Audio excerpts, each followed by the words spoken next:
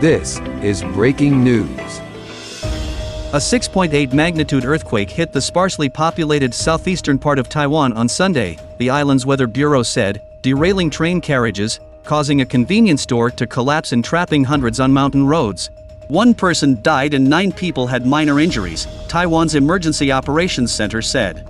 The magnitude 6.8 quake was the largest among dozens that have rattled the island's southeastern coast since Saturday evening, when a 6.4 quake struck the same area. For more news throughout the day, follow us on TikTok. I'm Michael Patterson reporting.